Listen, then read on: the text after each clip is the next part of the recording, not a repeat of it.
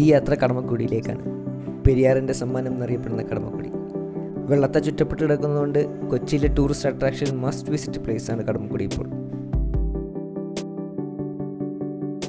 1341 വെള്ളപ്പൊക്കത്തിൽ കൊച്ചിയുടെ അഴിമുഖം രൂപപ്പെട്ടപ്പോൾ ഉടലെടുത്ത ദ്വീപുകളിൽ ഒന്നാണ് കടമക്കുടി എന്ന് കരുതപ്പെടുന്നു. 14 ദ്വീപുകൾ ചേർന്നതാണ് കടമക്കുടി. അതിൽ പ്രധാനിയാണ് പിഴല.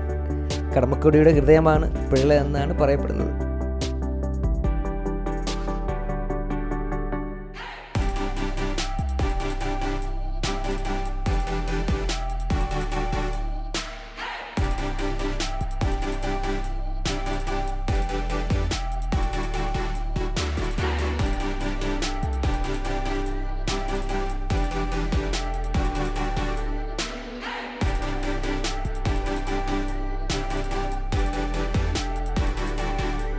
എറണാകുളം ടൗണിൽ നിന്ന് ഏകദേശം 15 കിലോമീറ്ററോളം ഉണ്ടാവും കടമക്കുടി വ്യൂ പോയിന്റിലേക്ക്.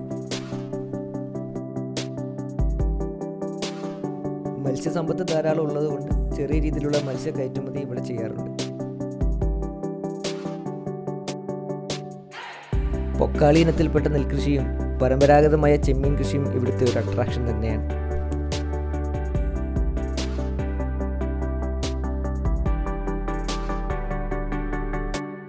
സാധാരണ നെൽകൃഷി പോലെയല്ല പൊക്കാളി ഇനത്തിൽപ്പെട്ട നെൽകൃഷി. ഉപ്പുനീർ പ്രതിരോധശേഷി കൂടുതലായതുകൊണ്ട് തീരദേശ പ്രദേശങ്ങളിൽ കൂടുതലായും ഇത്തരം കൃഷികൾ കണ്ടുവരാറുണ്ട്.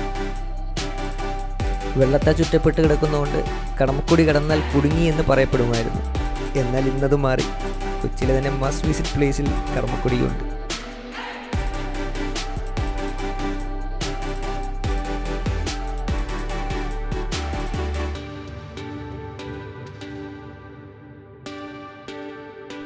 ഈ യാത്രയിൽ എനിക്ക് മിസ്സായത് ഇവിടുത്തെ ഫുഡ് സ്പോട്ടാണ്.